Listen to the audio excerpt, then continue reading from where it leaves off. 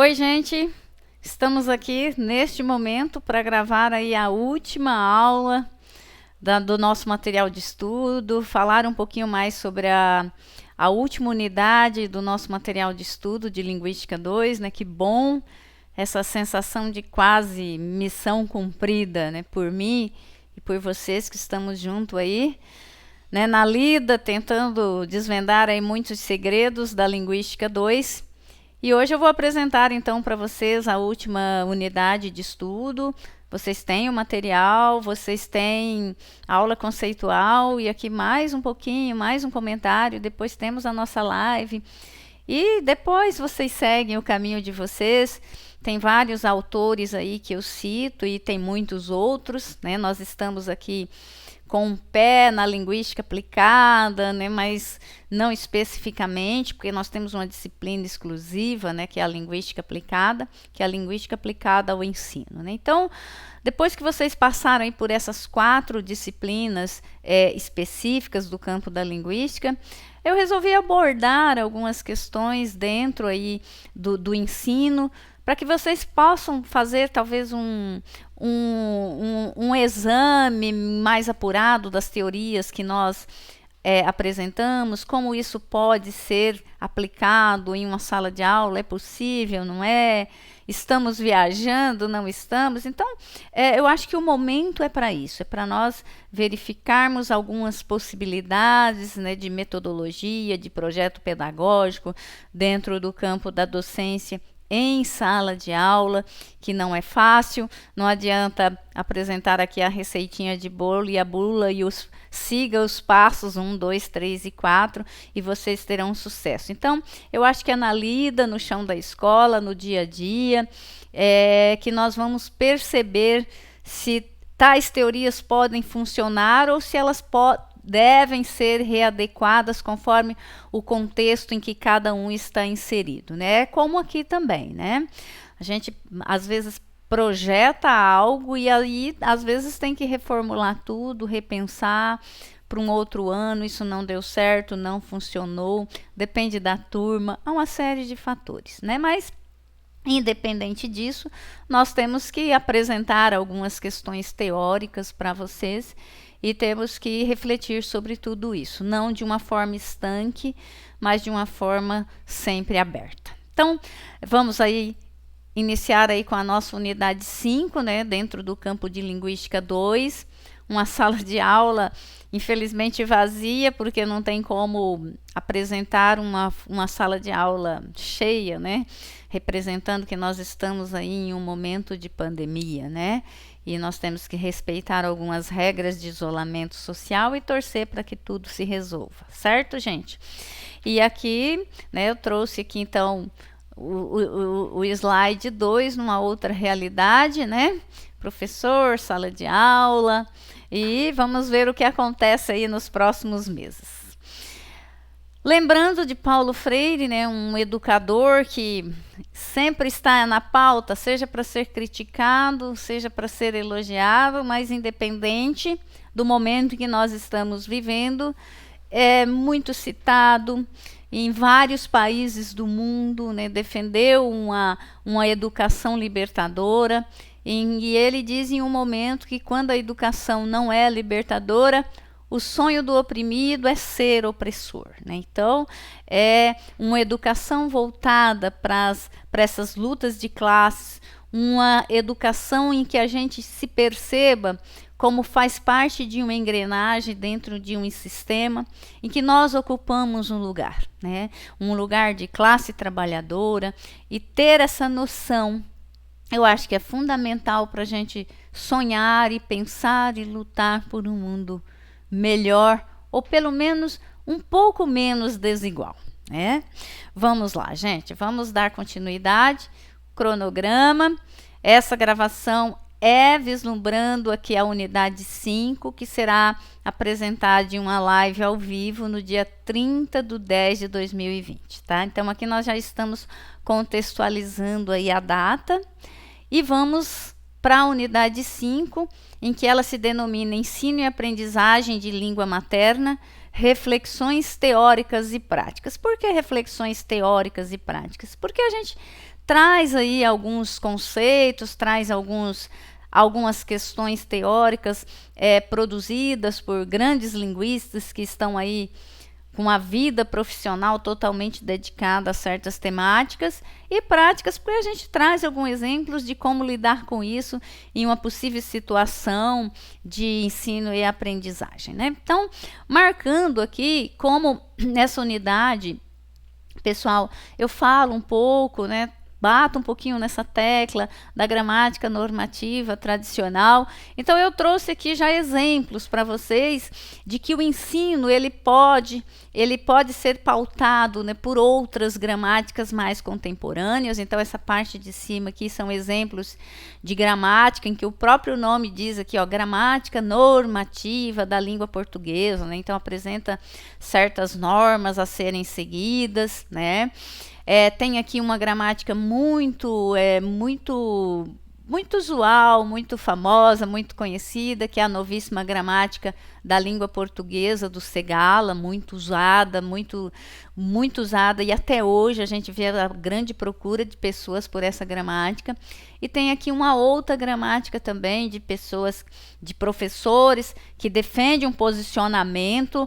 Não estou criticando, acho que as pessoas assumem posições em relação ao ensino de língua, e tem aqui o outro, a Suma Gramatical da Língua Portuguesa, Gramática Geral e Avançada, do professor Carlos Nogueira. Então, aqui são exemplos de gramáticas tradicionalistas que têm um estilo, uma metodologia de ensino pautada no normativismo tradicionalista, né? Então, apresenta as suas normas dentro das 10 classes gramaticais, apresentam exemplos, né? E tem muitas outras, tá, gente? E aqui na parte de baixo eu trouxe umas gramáticas que, pelo próprio nome, vocês já podem ver aí diferenças, né? Veja, olha, de gramática normativa para gramática pedagógica do português brasileiro. Então, aqui esse aqui é o Marcos Banho, né? Ele já coloca o português, mas um português do Brasil, falado e escrito no Brasil, né? Vejo aqui uma outra linguista, a Maria Helena de Moura Neves, que ela tem uma gramática muito usada, que é a gramática de usos do português. Então, é o uso cotidiano, o uso em diversas situações, né? Quando a gente fala em diversas situações, é na escola, no trabalho, no bar, na balada, né? Então, a gramática dos usos. E aqui também uma outra gramática do Ataliba, né? Gramática do português brasileiro. Então aqui vocês podem ver uma migração de língua portuguesa, que tem esse cunho mais tradicionalistas, para um português brasileiro, né? Algo mais contemporâneo, mais do nosso dia a dia, mais usual. Só para vocês perceberem que os nomes das gramáticas, elas também produzem seus efeitos, né? Também traz o que ela vai trabalhar. Então, existem trabalhos que analisam só isso, analisam, ou tudo isso, né? Elas analisam os nomes, né? Como é denominado os nomes dos materiais. Voltando aqui, acho que fui rápida demais. Vamos refletir, então, um pouco sobre esse ensino e aprendizagem. Veja que eu sempre digo ensino e aprendizagem, porque são dois termos, né, gente, que é praticamente impossível trabalhar de forma desconectada. Geralmente, ensino e aprendizagem, eles trabalham junto. Li isso em algum lugar.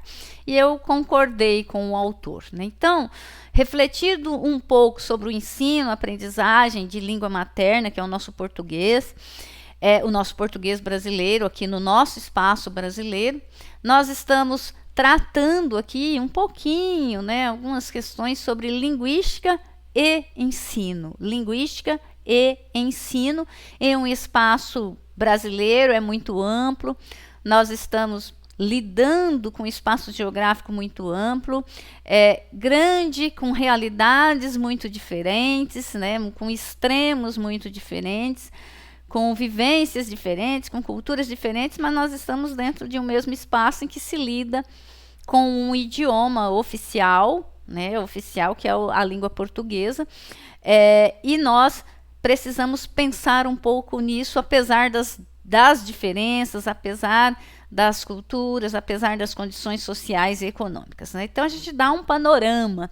E aí, a partir de onde você está, onde você mora, a partir da sua realidade, você pode reconfigurar e ressignificar tudo isso a partir da sua realidade, né? Mas nós precisamos ter uma base, né, gente? Nós precisamos ter um norte.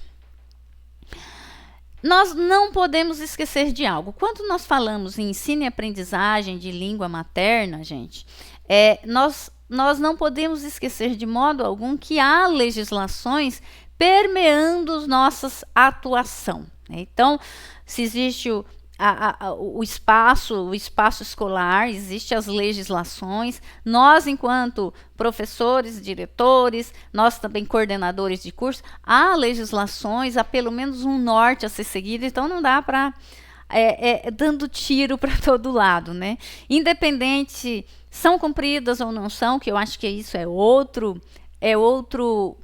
ponto fundamental de debate, mas existe uma Constituição Federal, né, que determina aí que a educação é direito, e, né, direito de todos, é dever do Estado e da família, ela norteia tudo isso. Se é dever de todos, a gente sabe, né, se é direito de todos, mas se é dever do Estado, aí cabe uma análise, né, até onde vai esse dever do Estado em dar uma educação de qualidade para todos, é para todos mesmo, todos quem. Então, se a gente for mexer nesse bolo aí, dá para fatiar muito. Mas para este momento é importante para nós não esquecermos que existem legislações como a Constituição, os próprios parâmetros curriculares, a própria Base Nacional Comum Curricular, que é um documento recente que foi produzido e que vai norteando aí as nossas ações, né? Pelo menos norteando teoricamente, e pelo menos você tem que seguir aí algumas questões, né? Então não podemos esquecer disso para a gente achar que pode tudo a qualquer hora, em qualquer lugar. Vamos lá, gente, um pouquinho de reflexões quando nós falamos em ensino e aprendizagem de língua materna, né? Que recursos pedagógicos utilizar na mediação de ensino e aprendizagem de língua materna, né? Todos nós sabemos que nós temos uma gama, uma oferta ampla de muita coisa, então a gente até se perde, não é verdade? Se você começar a querer abranger tudo, acaba se perdendo. Eu acho que tem que ter um foco. Aí eu vou mexer com o quê? Com elementos, com materiais pedagógicos diversos, né? Vou mexer com vídeos, vou ter aí um canal no YouTube, vou manter umas relações síncronas e assíncronas com meus alunos, ou vou usar mesmo uma forma mais tradicionais de materiais, de livros, como que eu vou usar os games? Então tem muita opção, né? Muita opção que está chegando para nós através aí da rede mundial de computadores, da internet, de plataformas específicas, e acaba às vezes a gente tomando cuidado, né? Porque a tecnologia está para nos auxiliar e não para nos substituir. Independente de qual método utilizado, nós precisamos ter algo muito importante: compromisso, e nós temos que ter base teórica forte para aplicar na prática, pessoal. Então, os recursos vão ser auxiliares de grande valia, mas nós precisamos ter essa base teórica bem enraizada, com bastante conhecimento, que isso não adquire também do dia para a noite, é importante, né? Nós vamos, ao longo do tempo, com experiência, com os erros e acertos, nós vamos concretizando e adquirindo esse arcabouço teórico para ser utilizado, certo? Então, continuando aqui, né, que recursos pedagógicos utilizar. Então, geralmente a gente traz alguns exemplos e eu tenho certeza que você tem muitos outros, né? Vamos usar o que? Bula de remédio, numa aula de produção textual, numa aula de língua portuguesa brasileira, numa aula de gramática. Vamos usar aí os rótulos de algum produto alimentício, ou que seja aí uma palavra cruzada, ou que seja um gênero discursivo de receita, né? Receita de um bolo. Vamos aproveitar aí a crise hídrica, né? Vários estados passando aí por uma seca prolongada, o Paraná faz parte disso, né? O ano passado nós tivemos a média de 20% do volume de chuva, então há várias cidades aí com problema de crise hídrica, de racionamento. Vamos usar este momento, né, social, de conscientização, e dentro de uma aula de língua portuguesa brasileira, né, vamos usar aí uma propaganda, vamos usar uma publicidade. Então, olha só o tanto de coisa que nós temos e o quanto é importante nós termos uma base teórica forte. Eu acho que esse que é o ponto mais principal. E um senso crítico aguçado para a gente saber trabalhar com todas essas questões. De novo, eu volto na questão da língua, né? Por quê? Porque nós trabalhamos, a nossa razão de estar aqui neste momento é que a língua é a nossa ferramenta de trabalho, né? Vejam, nós temos uma ferramenta de trabalho que é a língua, né? Então, e nós temos aqui, voltando ao conceito de Eni Orlandi, uma linguista, em que ela trabalha com esses conceitos de língua imaginária, de língua fluida. Quando a gente vai pensar numa aula de língua, né, nós temos que fugir um pouquinho dessa questão de língua imaginária, essa língua concreta, essa língua que não muda, essa língua engessada, de regrinhas prontas, né? Tá lá, olha, é assim, a concordância nominal é assim que funciona, né? O adjetivo concorda com o seu substantivo, e aí no dia a dia, nós, por uma questão de economia linguística, por uma questão de facilidade de oralização, de interação e convivência, você percebe às vezes que o aluno, ele só faz a concordância do artigo, ele diz as casinhas amarelinha, né, um exemplo de uma aula anterior, né, os menino. Então, e aí você, não que você não tenha que trabalhar com isso, né, mas nós temos essa língua fluida, que muda, que corre como um rio, essa língua que vai passando por processos variacionais, essa língua que é usada em contextos situacionais diferentes e nós utilizamos dela para adequar a esses conceitos. Então, essas questões, elas precisam ser postas e nós precisamos ter esse material disponível dentro das nossas horas de estudo e de leitura. Você tem que trabalhar, sim, o português contemporâneo, culto, mas não pode esquecer esses detalhes. Para quê? Para que funcione muito bem essa extensão, tanto da sala de aula para as nossas vivências sociais, externas, tanto do externo para dentro da sala de aula, né? Então, nós precisamos debater sobre isso e como tudo isso é articulado. Não é fácil, claro, nós sabemos que não, num debate isso dá muita briga acadêmica saudável, né?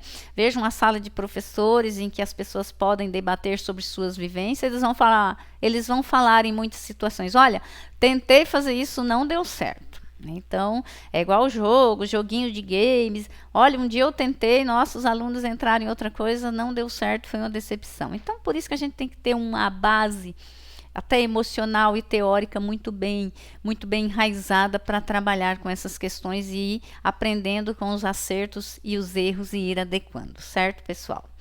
Algumas reflexões aqui. Né? O que eu trouxe de reflexão para você? Nós precisamos de uma adequação linguística contextualizada. Então, essa adequação linguística contextualizada, eu acho que é um grande norte, pode ser um elemento para que você trabalhe com o ensino de língua dentro de algo contextualizado. Né? Essa vivência desse aluno, de onde ele veio, né? Qual que é a sua base cultural, né? O seio da família, a realidade do seu bairro, pelo menos esse panorama, né, para você contextualizar esse ensino de língua, ele é importante. Outra questão, pessoal, de olho nas variações linguísticas, tá?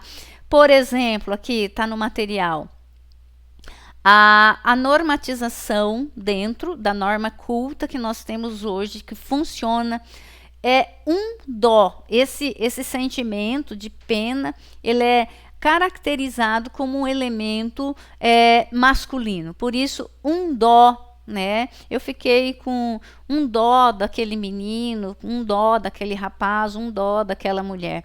Só que no dia a dia a gente já vê uma tendência, uma variação que já está chegando em um momento em que está predominando no feminino, né? Então é muito comum até pessoas de um grau cultural superior já está dizendo uma dó.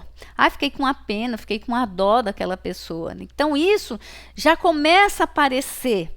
Já começa a aparecer em letras de música, às vezes em algum texto, às vezes em alguma situação aí de fala que exige um contexto mais monitorado. Então essas questões elas precisam ser elencadas dentro da sala de aula para a gente não ficar fora da casinha, né, pessoal? O aluno chega lá e fala assim, eu detesto língua portuguesa, eu não sei língua portuguesa, eu não sei falar a minha língua. Por quê? Ele ouve lá na rua, no bar, em casa e até em outras situações na empresa, um dó, aí chega lá a professora só apresenta essa versão, um dó, e não discute essas questões, tá? Uma outra questão, pensar no português brasileiro contemporâneo culto, mas também no cotidiano, no popular do século XXI, e fazendo esse entrelaçamento de questões durante uma aula. Uma outra questão, cuidado com o pensamento fixo, né? Aqui eu entro na questão da língua imaginária, pessoal.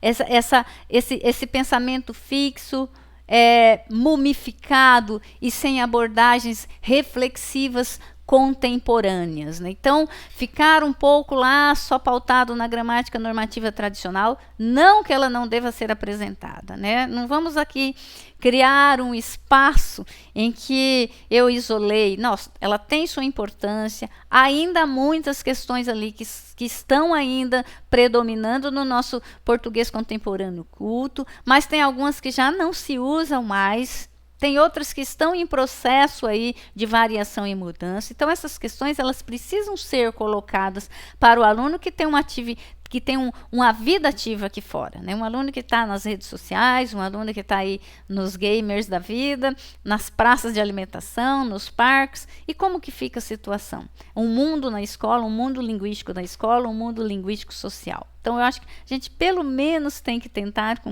modelos pedagógicos que possa pelo menos fazer um entrelaçamento de tudo isso para que esse aluno seja um pouco mais crítico, tenha uma percepção mais aguçada da sua língua.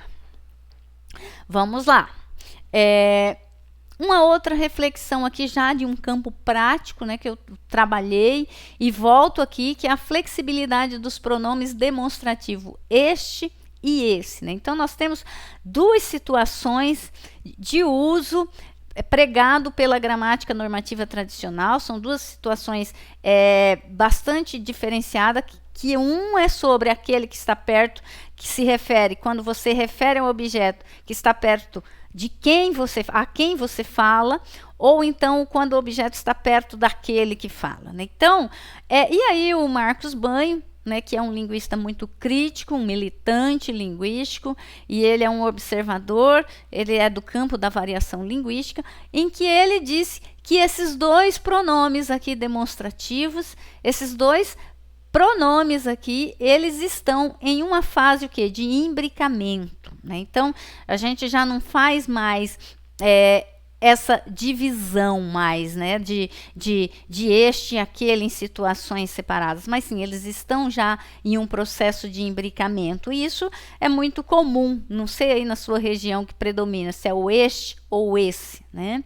Aqui varia um pouco, mas há um predomínio do esse, né? Pelo menos no meu círculo, tem um predomínio de esse. Essa menina, esse bolo, esse, né? O este, ele já está em um processo de se tornando um pouco arcaico aqui, que a gente começa a ficar um pouco aguçado e prestando atenção de como as pessoas estão falando, certo, gente? E uma outra questão, gente, é a proclinização pronominal da língua portuguesa brasileira. Veja, a gramática normativa tradicional, ela traz muito bem separadinho, estanque, a questão da colocação pronominal em próclise, mesóclise e ênclise, né, certo? Próclise antes e mesóclise no meio e a ênclise no fim. E aí tem várias regras lá, tá conceituado no material didático de vocês, mas há uma predominância que os linguistas já perceberam, tanto Marcos Banho, Círio Pocente, a própria Ernie Orlandi e tantos outros gramáticas aí modernas que tem esse foco no português culto contemporâneo, já tem abordado isso há bastante tempo, né? Um exemplo, né, a questão aqui a questão do me economize. Então, uma viagem feita para o Nordeste, tinha lá uma propaganda da companhia de água em que dizia me economize, ou seja, me economize água, seja consciente, turista, né? Economize para não faltar. Então veja aqui, é uma situação que pela gramática normativa tradicional, ela se coloca como uma palavra errada, né? Por quê? Porque não se inicia nenhuma frase, nenhuma oração com um pronome, né? Então, neste caso, seria economize-me. Então, os próprios linguistas, e você percebendo, já começa a causar estranhamento, né? Porque a gente já não está mais ouvindo isso por aí, até em situações monitoradas. Então, causa um estranhamento e até um distanciamento, né? Então, o me economiza é cotidiano, parece que te toca, né? Parece que é a água te pedindo isso, né? De uma coisa muito íntima, muito usual. Então, essas questões, gente, que eu quero que vocês percebam que nós temos um outro método de oralização, a nossa própria forma de articular dentro do campo fonético, a nossa língua apresenta diferenças da língua do português de Portugal, né? Então, o que é justificável lá, e comum e natural lá, para nós tem um pouco mais de dificuldade, né? Então, veja que há um predomínio aqui já muito presente, muito usual, inclusive em textos oficiais, percebo isso já, as pessoas iniciando as suas orações já de uma forma proclítica, né, mesmo sendo condenada aí pelos manuais tradicionais. Tá? E vamos para mais algumas reflexões, que é a questão dos pronomes pessoais. Pessoal, nós sabemos que os pronomes pessoais, quando você vai estudar a conjugação verbal, eu lembro quando eu estudava da 5ª ou 8ª série, em que o professor fazia gincana, né? Fazia gincana, o professor de português botava 2 classes e aí a gente fazia gincana. Ele falava assim, conjugue o verbo amar. Aí a gente ia lá na frente, eu amo, tu amas, ele ama, nós amamos, vós amais, eles amam. Se a gente soubesse, um ponto para a sala. Se a gente errasse, ele falava uma. Aí a gente, parava, voltava. Eu amo, tu, 2. E aí tinha 3 chances, né? E aí tinha competição. Então era assim, a repetição. E a gente estudava, porque era uma forma de motivação para aquela época, muito interessante até. Mas veja hoje, né? Hoje, se um professor for fazer essa gincana, ótimo, né? Uma gincana, um debate, ótimo. Ele precisa, sim, apresentar, né? Que nós temos os pronomes pessoais, que é o eu, o tu, o ele, o nós, o vós e os eles. Mas um professor que está engajado com a norma culta contemporânea do português brasileiro, ele vai ter que questionar os seus alunos e dizer, e o você? Porque nós usamos o você aqui já. Você vai, né? Você ama, você... Então aqui, esse você já está começando a ser... Já está começando não, né, gente? Já está inserido nessas questões dos pronomes pessoais, né? Eu, tu, você... Muitas vezes é colocado em várias situações. E o termo agente? E o agente? A gente foi no cinema ontem, a gente vai no cinema amanhã. Isso é muito usual já no nosso dia a dia. Isso deve ser esquecido? Não. O professor deve apresentar lá a forma tradicional, mas ele precisa apresentar essas mudanças também, para que o aluno se sinta engajado, para que o aluno sinta conectado, tanto a sua vivência exterior, pessoal, quanto a sua vivência dentro da sala de aula. E a questão do vós? Né? A questão do vós só em textos antigos, gente. Pelo menos eu não tenho visto aqui, a não ser em textos religiosos, a não ser em textos jurídicos antigos, a não ser em literatura de séculos passados, o pronome vós. E eu, pelo menos, desconheço na atualidade, o uso do vós. Então, neste caso, já pode ser considerado um pronome arcaico, em desuso, né, que já está sendo esquecido, vamos dizer assim, tem que ser lembrado, mas ele tem que ser abordado dentro dessa questão. E o tu? O tu ainda é usado? Nós sabemos que em algumas regiões o tu ainda é usado e muito usado. Em outras regiões, não. Né? Aqui na nossa região é muito raro. Faz muito tempo que eu escutei ou ouvi alguém dizendo se tu vais, né? Tu és, ou outras tantas formas de uso desse pronome. Mas ele ainda continua sendo utilizado em algumas regiões, Santa Catarina, tem alguns amigos lá e às vezes no Facebook eles teclando comigo usam o termo tu, Rio Grande do Sul e muitos outros aí estados do Brasil que ainda usam. Então, é essa forma que precisa ser articulada e precisa ser apresentada para os alunos. Pelo menos é a recomendação dos linguistas que estão trabalhando, pesquisando e estudando a relação da língua em sala de aula. Tá?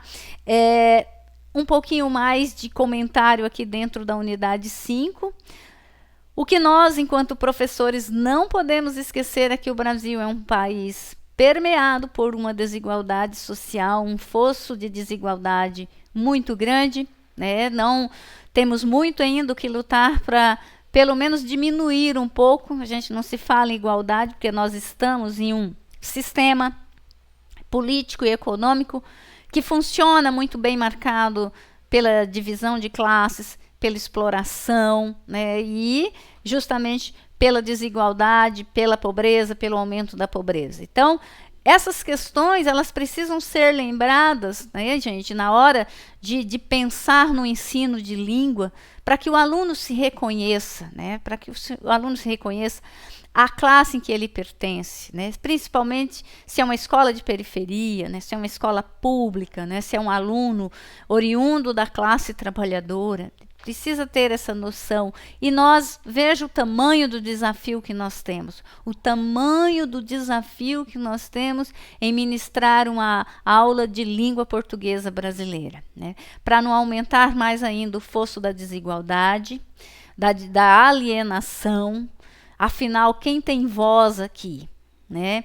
Então, esse país de apadrinhamento, né, que nós sabemos que existe, de desigual de apadrinhamento. Quem tem voz aqui nesse país? Então, essas questões, elas precisam estar sempre elencadas no texto que você traz e promover um debate, para que o aluno saia da escola com capacidade mínima de inclusão, porque eu acho que esse é o grande objetivo também da educação, promover a inclusão social, mesmo em um sistema que vive pela exclusão e pela exploração.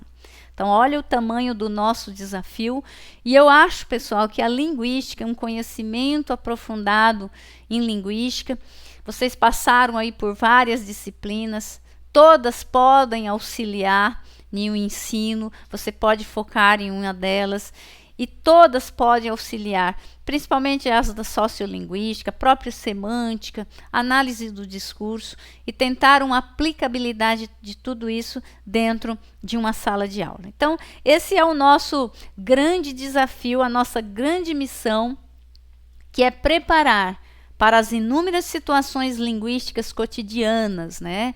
Esse aluno precisa ser incluído, e nós temos que prepará-lo não só para a entrevista de emprego, para o vestibular, e para diversas outras situações que são extremamente importantes na nossa sociedade, mas também para a balada, para uma conversa com seus pais, os avós, uma interação com seus amigos, uma interação com seus vizinhos. Né? Então, esse que é a nossa grande missão.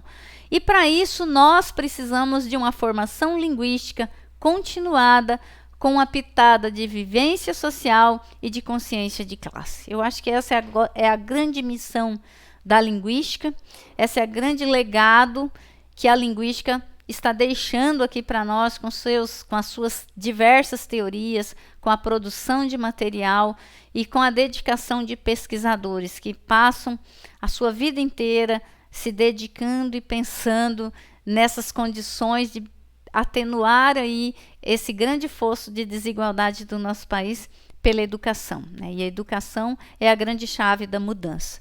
Ok, pessoal? Um grande abraço para vocês. Fechamos aqui, então, a nossa unidade 5 e espero vocês para a gente continuar o debate. Grande abraço e até breve. Até breve, pessoal!